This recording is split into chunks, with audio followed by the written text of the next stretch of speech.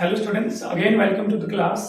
हम पढ़ चुके हैं दो टाइप की केमिकल रिएक्शन और वो है हमारे पास कॉम्बिनेशन पढ़ चुके हैं हम, और हम क्या पढ़ चुके हैं, डिकम्पोजिशन रिएक्शन। बेटा कौन सी पढ़ चुके हैं? Decomposition reaction. आज हम डिस्कस करेंगे एक्सोथर्मिक एंड एंडोथर्मिक रिएक्शन। पहले एक्सोथर्मिक एंडोथर्मिक डिस्कस करेंगे, बाद में बाकी टाइप की केमिकल रिएक्शंस की तरफ प्रोसीड करेंगे। तो सबसे पहले लिख रहे हैं यहां पर एक्सोथर्मिक रिएक्शंस, एक्सोथर्मिक रिएक्शंस, और राइट साइड में मैं डिस्कस कर रहा हूं एंडोथर्मिक रिएक्शंस, थर्मिक रिएक्शंस। रट्टा नहीं लगाएंगे, मैं बार बार इस बात पे फोकस करता हूं कि रट्टा नहीं लगाना है, चीजों को समझने की कोशिश करना है, उनके नाम से ही डेफिनेशन या फिर कोई ना कोई हिंट पकड़ने की कोशिश करनी है। रट्टा लगाएंगे तो कितनी रिएक्शंस का रट्टा लगा पाएंगे आप? तो फिर से फोकस करिए समझने पर। देखिए नाम वर्ड लिखा हुआ है एक्सो, एक्सो से समझने की कोशिश करिए। यहां पर है वर्ड एग्जिट। एग्जिट का मतलब होता है बेटा बाहर निकलना, बाहर निकलना। हिंदी में इसको उष्मा अक्षेपी अभिक्रिया बोलते हैं, उष्मा अक्षेपी, और इसको उष्मा शोषी अभिक्रिया बोलते हैं, उष्मा शोषी अभिक्रिया, उष्मा शोषी अभिक्रिया। तो एग्जिट का मतलब है बेटा बाहर निकलना। ऐसी केमिकल रिएक्शन, जब वो केमिकल रिएक्शन होती है तो एनर्जी छोड़ती है। क्या छोड़ती है? एनर्जी।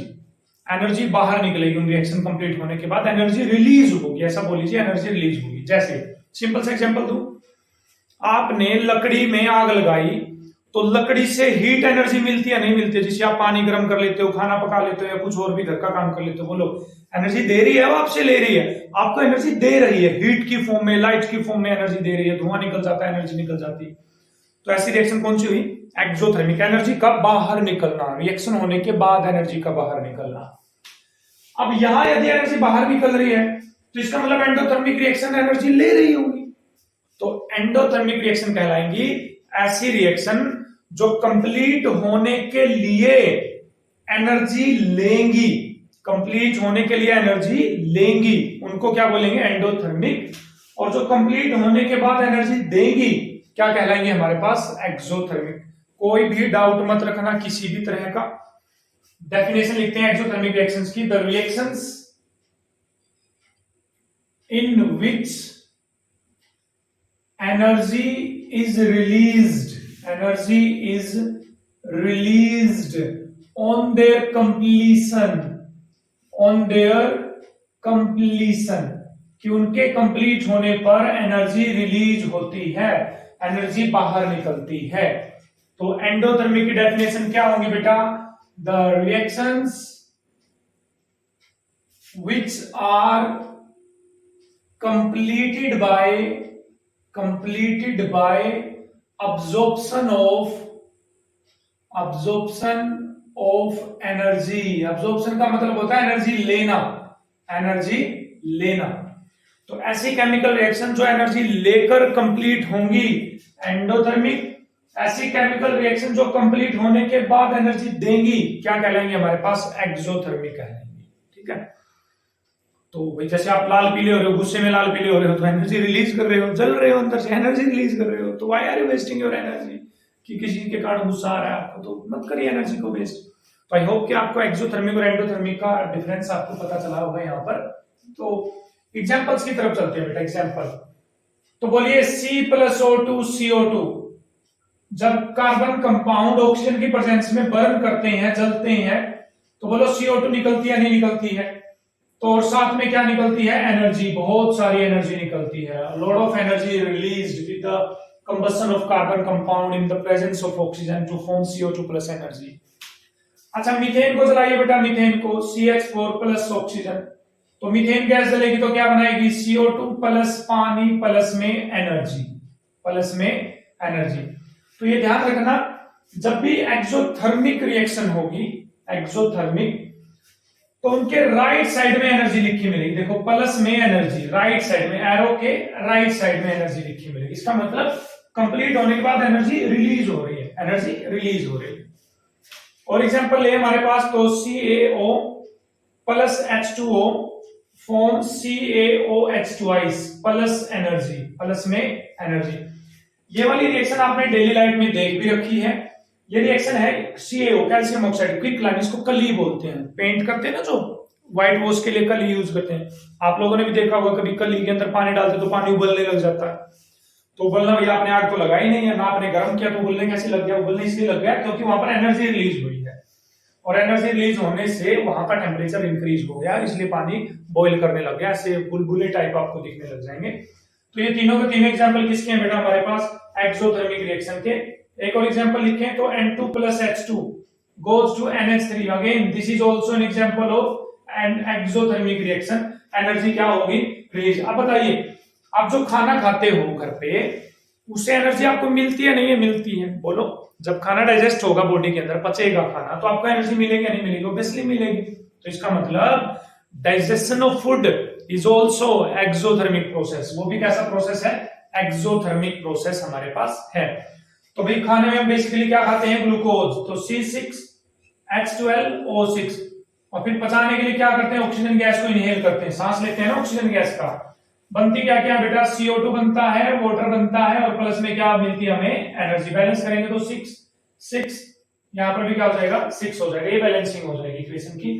तो ये जो सारे एग्जांपल मैंने लिखे हैं, ये सभी के सभी एग्जांपल एक्सोथर्मिक रिएक्शन के हैं। एक्सो का मतलब एग्जिट होना, थर्म मैंने होता बेटा हीट, हीट का मतलब एनर्जी, हीट का मतलब एनर्जी। तो एनर्जी का बाहर निकलना किसी रिएक्शन के कंप्लीट होने के बाद, ऐसी रिएक्शंस कहलाती हैं एक्सोथर्मिक रिएक्शन। बात करते हैं बेटा एंडोथर्मिक रिएक्शन की। किसकी बात करते हैं? एंडोथर्मिक। तो डेफिनेशन हम लिख चुके हैं, जहां एनर्जी लेकर रिएक्शन कंप्लीट होगी। तो बोलिए CaCO3 को जब हमने हीट किया था, अभी रिसेंटली हीट किया था, एक रिएक्शन करी थी हमने, थर्मल डिकम्पोजिशन। बोलो, उसको हीट की फॉर्म में एनर्जी दे रहे थे नहीं दे रहे थे? दे रहे थे ना। और जब हमने हीट की फॉर्म में एनर्जी दी, तभी तो CaCO3 ब्रेक हुआ था Ca और CO2 में। तो हीट की फॉर्म में देखिए एनर्जी दी, तो इसने क्या बनाया? CaO plus CO2। तो यहां पर एनर्जी लेफ्ट साइड में लिखी मिलेगी आपको, देखिए इस तरह से, या एरो के ऊपर लिखी मिलेगी। तो इसका मतलब कौन सी रिएक्शन है? ये एंडोथर्मिक रिएक्शन है, जहां पर हीट की जरूरत पड़ रही है इसको ब्रेक डाउन करने के लिए, रिएक्शन को करवाने के लिए। ठीक है। और एग्जांपल यदि हम ले बेटा, हमारे पास है N2 plus O2 goes to form 2NO, nitric oxide बना रहे हैं। क्या बना रहे हैं? Nitric oxide.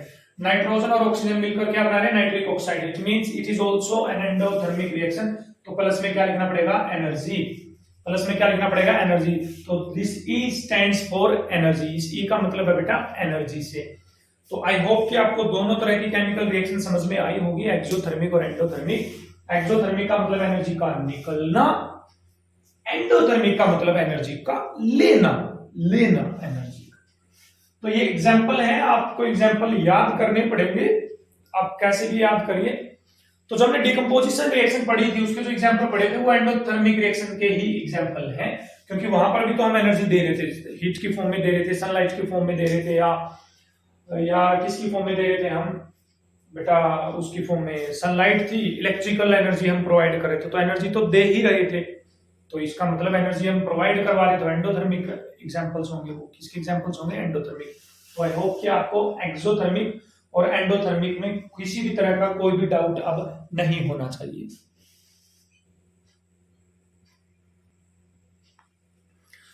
तो after exothermic and endothermic reaction बेटा, अब हम स्टार्ट करने जा रहे हैं next type of chemical reaction. देखिए एक्सोथर्मिक एंडोथर्मिक हम डिस्कस कर चुके हैं। अब जो नेक्स्ट एग्जांपल हम डिस्कस करने जा रहे हैं वो कर रहे हैं डिस्प्लेसमेंट रिएक्शन। क्या डिस्कस करने जा रहे हैं बेटा? Displacement reaction. डिस्प्लेसमेंट हिंदी में इसको विस्थापन अभिक्रिया बोलते हैं, विस्थापन।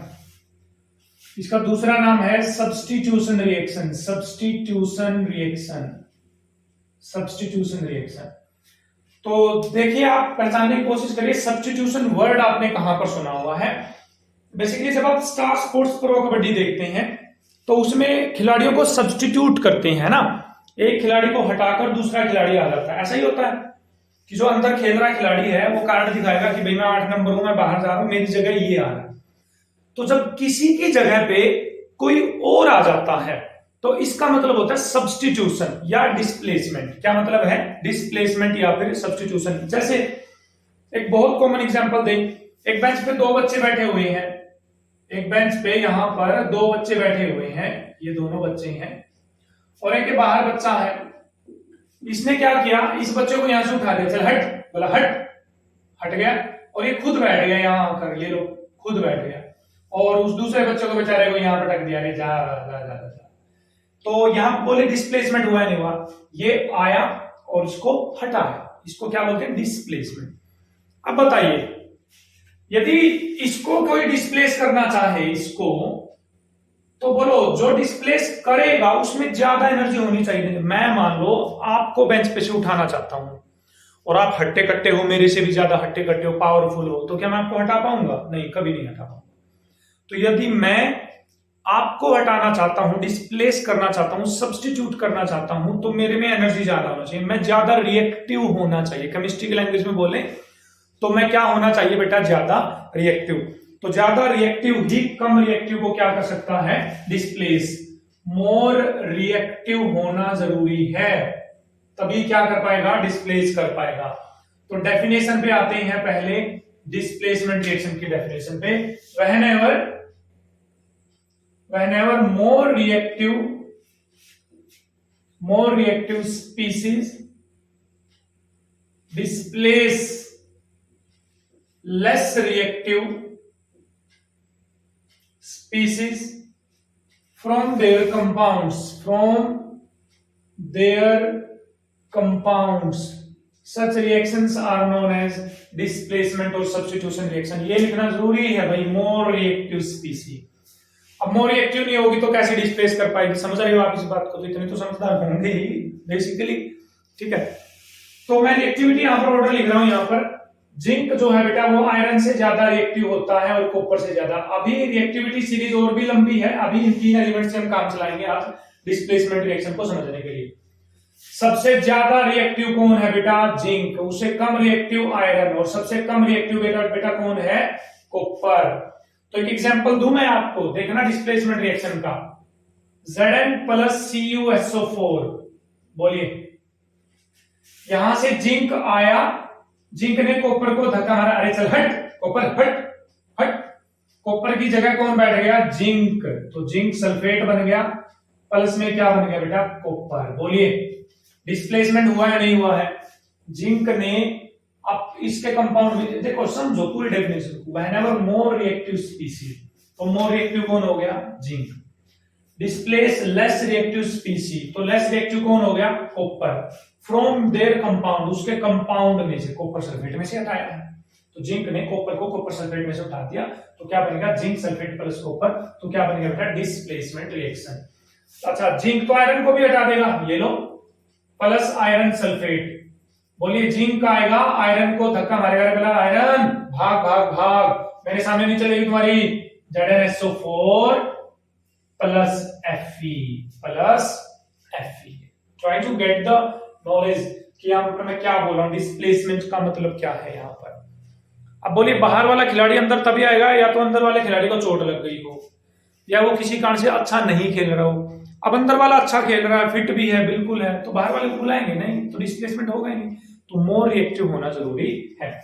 तो आप बताइए भाई, इसका प्रोडक्ट बताइए, Fe प्लस ZnSO4 का क्या प्रोडक्ट आएगा बेटा, कॉपर प्लस FeSO4 का क्या प्रोडक्ट आएगा बेटा, ठीक है। And then finally Fe plus CuSO4, इन तीनों रिएक्शन के प्रोडक्ट फाइंड आउट करिए 1 मिनट के अंदर। तब तक मैं मार्कर को इंक पिला लेता हूं थोड़ी सी, ठीक है। करिए करिए जल्दी, हरी अप करिए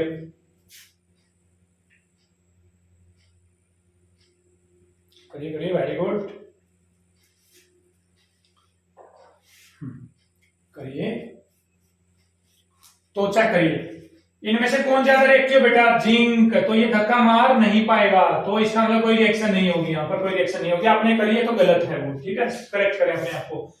कॉपर और आयरन में से ज्यादा रिएक्टिव कौन है, आयरन, तो कॉपर भी इसको धक्का नहीं मार पाएगा, तो यहाँ पर भी रिएक्शन नहीं होगी। आयरन कॉपर को डिस्प्लेस कर पाएगा क्या, अरे भाई आयरन कॉपर को धक्का मार देगा तुरंत, चिरकुट है कॉपर को, बिल्कुल चिरकुट है। आयरन आया, कॉपर को धक्का मारा, तो क्या बना बेटा यहाँ पर, FeSO4 plus Cu, yes, reaction will take place. तो ऐसे रिएक्शन को क्या बोलते हैं, डिस्प्लेसमेंट रिएक्शन। आई होप समझ में आया होगा। नेक्स्ट रिएक्शन अभी जो हम करेंगे वो करने वाले हैं डबल डिस्प्लेसमेंट रिएक्शन। एक बार देख लीजिए ध्यान से क्या लिखा हुआ है बोर्ड पे। तो आई होप कि आपको समझ में आ रहा है। नेक्स्ट रिएक्शन की तरफ बढ़ते हैं बेटा। वो है हमारे पास डबल डिस्प्लेसमेंट रिएक्शन। तो हम डिस्प्लेसमेंट भी कर चुके हैं। नेक्स्ट रिएक्शन आ गई हमारे पास डबल डिस्प्लेसमेंट रिएक्शन। ठीक है, कोशिश करना समझने की, जनरल एग्जांपल से समझेंगे, पहले रट्टा नहीं लगाना है बेटा। ठीक है, तो देखिए एक बेंच पे दो बच्चे बैठे हुए हैं, एक ये बच्चा है और एक ये बच्चा है। ठीक है, ये वाले दो बच्चे हैं। एक और बेंच पे दो बच्चे बैठे हुए हैं, ये दो बच्चे इस तरह से बैठे हुए हैं। ठीक है, ये इनको ऐसे बना लेते हैं, इनको ऐसे, इनको ऐसे। तो दो बच्चे बैठे हैं, ये दो बच्चे बैठे हैं ये। तो ये बोला भाई मैं तो इसके साथ बैठूंगा जाकर, ये बोला मैं इसके साथ बैठूंगा। तो देखिए दो बार डिस्प्लेसमेंट हो रहा है, नहीं हो रहा? दो बार। एक बार तो ये इसके पास गया, एक बार ये इसके पास आया। तो कितनी बार डिस्प्लेसमेंट हो रहा बेटा? दो बार डिस्प्लेसमेंट हो रहा। कितनी बार? दो बार। इसलिए क्या बोलेंगे इसको? Double displacement. जैसे ये चार उंगलियां हैं, देखिए दो ये, इसको और इसको मिला दो आपस में, देखिए मिल गई। और ये मिल जाएंगे, देखो ये और ये मिल जाएंगे। तो डबल डिस्प्लेसमेंट हुआ। ये दोनों मिली, फिर ये दोनों मिली। कैसा हुआ? डबल डिस्प्लेसमेंट, दोहरा विस्थापन। लेकिन ऐसे थोड़ी पढ़ना है हमें, तो कोई एग्जांपल से पढ़ना पड़ेगा। तो मान लीजिए बेटा हमारे पास ए बी है और प्लस सी डी है। जनरल एग्जांपल से डिस्कस कर रहा हूं मैं। ए पे प्लस है, बी पे माइनस, सी पे प्लस, डी पे माइनस। ठीक है, तो ये तो आपको पता ही होना चाहिए कि एक कटायन होता है, एक अनायन, एक कटायन, एक अनायन। तो अब देखो ये कटायन बोला, ये कटायन कि मैं तो एनायन के पास जाऊंगा। किसके पास? एनायन के पास, इसके पास। हमेशा याद रखना जो प्लस है वो माइनस के पास जाएगा और जो माइनस है वो प्लस के पास जाएगा। कई बच्चे गलती करते हैं डबल डिस्प्लेसमेंट, प्लस को प्लस के पास भेजते हैं। बेवकूफ हो गया, दिमाग चकरा गया है, कुछ गड़बड़ है। ठीक है, प्लस जाएगा माइनस के पास और माइनस जाएगा प्लस के पास। तो देखना आपस में जगह बदल लेंगे। तो बेटा क्या बन जाएगा? देखिए ए डी के साथ मिल गया तो बन गया A D, plus B C के साथ मिल जाएगा तो क्या बन जाएगा? C B. क्या मिल जाएगा? C B. तो बोलिए डबल डिस्प्लेसमेंट हुआ है, नहीं हुआ? बिल्कुल। क्या हुआ है? Double displacement.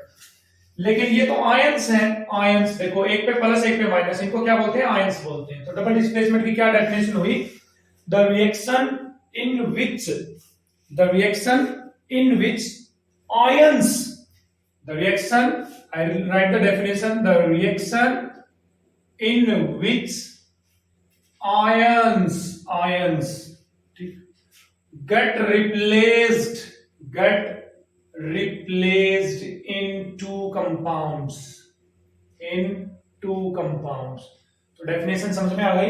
एक ऐसी रिएक्शन जिसमें जो आयंस हैं, आयंस, ठीक है, वो रिप्लेस हो जाते हैं आपस में क्या हो जाते हैं? रिप्लेस। कि भाई तू यहां चला जा, मैं यहां आ जाता हूं। दो कंपाउंड के बीच में, देखिए दो है ना ये कंपाउंड, तो उनके बीच में जब आयंस रिप्लेस हो जाते हैं तो ऐसे रिएक्शन को कौन सी रिएक्शन बोलते हैं? Double displacement reaction. एग्जाम्पल से डिस्कस करेंगे बेटा। बहुत अच्छा एग्जाम्पल है हमारे पास, आप भी समझने की कोशिश करना। हमारे पास सिल्वर नाइट्रेट है, AgNO3 प्लस NaCl है। ये लीजिए, देखते हैं क्या बनेगा क्या नहीं बनने वाला। तो सोचिए खुद से आप, Ag पे प्लस, NO3 पे माइनस, Na पे प्लस, Cl पे माइनस। ये मैं माइनस प्लस कहां से लिख रहा हूं? ये आपने 9th क्लास में जब हमने फॉर्मूला मेकिंग सीखा था, अभी प्रीवियस वीडियोस में आप जाकर देखिए, फॉर्मूला मेकिंग मैंने सिखाई हुई है। वहां पर नाइट्रेट सिखाया होगा, उस पे माइनस है, क्लोराइड पे माइनस है, ऐसा सिखाया होगा। तो बोलिए सिल्वर मिल जाएगा क्लोरीन के साथ। बोलिए सिल्वर किसके साथ मिल जाएगा? क्लोरीन के साथ। तो क्या बना लेगा बेटा? AgCl। बोलो AgCl। आसान है, बिल्कुल हलवा होने वाला है चीजों का, चुटकियों में सोल होने वाली है चीजें। Na किसके साथ कंबाइन कर लेगा? NO3 के साथ। तो क्या बन गया? Sodium nitrate. क्या बन गया है? Sodium nitrate. तो बोलिए ऊपर वाली में नीचे वाली में कोई फर्क है क्या? नहीं। तो this is the example of double displacement reaction. बेटा किसका एग्जांपल है हमारे पास? डबल डिस्प्लेसमेंट रिएक्शन का एग्जांपल है। एक और एग्जांपल लेते हैं, हमारे पास है बेरियम क्लोराइड। क्या है बेटा? बेरियम क्लोराइड और सोडियम सल्फेट Na2SO4। ठीक है, बेरियम क्लोराइड, सोडियम सल्फेट। तो देखो ध्यान से, बेरियम मिलेगा सल्फेट के साथ, सोडियम मिलेगा क्लोरीन के साथ। ठीक है। तो क्या बन जाएगा, सोडियम क्लोराइड, क्या मिल जाएगा, सोडियम क्लोराइड। तो बन जाएगा हमारे पास सोडियम क्लोराइड, फॉर्मूला है NaCl। अभी तक आपको फॉर्मूले नहीं आते तो पीछे की वीडियो पे जाइए और फॉर्मूला मेकिंग सीख के आइए पहले। सोडियम क्लोराइड, बेरियम किसके साथ मिलेगा, सल्फेट के साथ, तो क्या बन जाएगा हमारे पास BaSO4, क्या मिल जाएगा, BaSO4। बैलेंसिंग कर लेना बाद में बैठ के आराम से। तो ये किसका एग्जांपल है, डबल डिस्प्लेसमेंट का रिएक्शन का एग्जांपल, जिसमें आयंस देखिए, ये छूट गया, ये छूट गया, ये मिल गया और ये मिल गया, आपस में आयंस क्या हो रहे हैं, रिप्लेस हो रहे हैं, एक्सचेंज हो रहे हैं, कहने का मतलब है। तो ये एग्जांपल हुआ हमारे पास डबल डिस्प्लेसमेंट रिएक्शन का। एक और एग्जांपल दे मैं आपको, तो लास्ट एग्जांपल मान लीजिए इसको मैं डिस्कस कर रहा हूं, आपके पास है लेड नाइट्रेट PbNO3 ट्वाइस, क्या बेटा, लेड नाइट्रेट PbNO3 ट्वाइस में डाल दीजिए पोटेशियम आयोडाइड, तो देखिए क्या बनेगा, लेड आयोडाइड बन जाएगा, ये बन जाएगा इसके साथ, तो lead iodide PbI2 plus plus plus potassium nitrate बन जाएगा, क्या बन जाएगा, पोटेशियम नाइट्रेट बन गया। सिंपल सी बात है। तो इसको क्या बोलेंगे, डबल डिस्प्लेसमेंट रिएक्शन, आयन को आपस में एक्सचेंज करना है। तो हम कर चुके हैं अब डबल डिस्प्लेसमेंट रिएक्शन, तो साथ में डिस्कस कर लेते हैं प्रेसिपिटेशन। कोई अलग टाइप की रिएक्शन नहीं है, प्रेसिपिटेशन नहीं। अब देखो इन दो रिएक्शन के अंदर एक में AgCl बन रहा है बेटा, क्या बन रहा है, AgCl। अब जो AgCl होता है डबल डिस्प्लेसमेंट रिएक्शंस के अंदर जो दो प्रोडक्ट बने हैं, उन प्रोडक्ट में से एक प्रोडक्ट यदि आपको ऐसा लगता है वो पानी में इनसोल्यूबल है, पानी के अंदर डिसोल्व नहीं हो रहा, तो वो कहां बैठ जाएगा बेटा, नीचे बैठ जाएगा। कहां बैठ जाएगा, नीचे। तो उसको बोला जाएगा प्रेसिपिटेट। क्या बोला जाएगा, प्रेसिपिटेट। जैसे इस रिएक्शन में किसका प्रेसिपिटेट बनेगा, AgCl का प्रेसिपिटेट बनेगा व्हाइट कलर का, और नीचे बैठ जाएगा, पानी में इनसोल्यूबल है। तो ऐसी डबल डिस्प्लेसमेंट रिएक्शन, जिस रिएक्शन के अंदर बनने वाले प्रोडक्ट में से एक प्रोडक्ट वाटर इंसोल्यूबल हो, क्या हो, वाटर इंसोल्यूबल, और वो नीचे बैठ जाए, तो उसको प्रेसिपिटेशन रिएक्शन बोलेंगे। क्या बोलेंगे, प्रेसिपिटेशन रिएक्शन। तो प्रेसिपिटेशन के लिए आपको कोई अलग से एग्जांपल याद रखने की जरूरत नहीं है, ये डबल डिस्प्लेसमेंट ही है, एक किस्म से ये लगा लीजिए, क्या है, डबल डिस्प्लेसमेंट ही। जैसे यहां पर बेटा, यहां पर PbI2 जो है वो नीचे बैठ जाता है क्योंकि वो वाटर इनसोल्यूबल होता है। क्या होता है, वाटर इनसोल्यूबल। तो ये PPT बनेगा, PPT मतलब प्रेसिपिटेट, और नीचे बैठ जाएगा। तो ये वाली रिएक्शन भी कौन सी है, ये डबल डिस्प्लेसमेंट भी है, प्रेसिपिटेशन भी है। ये डबल डिस्प्लेसमेंट भी है, प्रेसिपिटेशन भी है। कौन सी भी है, प्रेसिपिटेशन भी। तो अब आप समझ रहे हो, सर आप तो प्रेसिपिटेट पे लग गए, हमें ये तो बता दो प्रेसिपिटेट ये जुगाड़ क्या है। एक सिंपल एग्जांपल से समझाता हूं क्या है प्रेसिपिटेट। आप लोगों ने कभी खारे पानी में, सोल्टी वाटर में, जैसे घर पे खारा पानी आता है टंकी के अंदर, उसमें साबुन यूज करी होगी, कपड़े धोने वाली साबुन, देखना तो फट जाती है साबुन, और एक सफेद सफेद रंग के पार्टिकल बन जाते हैं, उसमें दाने दाने से बन जाते हैं सफेद सफेद रंग के, और वो नीचे बैठ जाते हैं फटने के बाद साबुन, तो वो प्रेसिपिटेट कहलाते हैं। क्या कहलाते हैं वो, प्रेसिपिटेट। तो प्रेसिपिटेशन रिएक्शन कोई अलग से नहीं है, ये एक तरह की ऐसी डबल डिस्प्लेसमेंट रिएक्शन है। The reaction is it a kind of double displacement reaction in which one of the product formed is water insoluble, hence settle down. That product is known as precipitate and that reaction is known as precipitation reaction बोलते हैं। I hope कि समझ में आ रहा है, कुछ भी तो नहीं। तो इस वीडियो के अंदर हमने क्या क्या डिस्कस करा, आज हमने exothermic, endothermic displacement, double displacement and क्या डिस्कस किया बेटा हमने, प्रेसिपिटेशन रिएक्शन। ठीक है, इतनी रिएक्शंस हम डिस्कस कर चुके हैं। आप बने रहिए, देखते रहिए, वीडियो को पॉज करके देखिए, जहां पर नए समझ में कमेंट बॉक्स में जाइए और बताइए कि सर हमें ये क्लियर नहीं हुआ है। उसके लिए कोशिश करेंगे कि आपके लिए कोई सेपरेट वीडियो बनाएं। फॉर्मूले बनाने जरूरी हैं, फॉर्मूलों के साथ कोई छेड़खानी नहीं करनी है आपको। फॉर्मूले नहीं बनाने आते तो प्रीवियस वीडियो में जाइए, फॉर्मूले देखिए कि किस तरह से फॉर्मूले बनाए जाते हैं। आई होप कि बेटा आपको अच्छे से समझ में आ रहा है।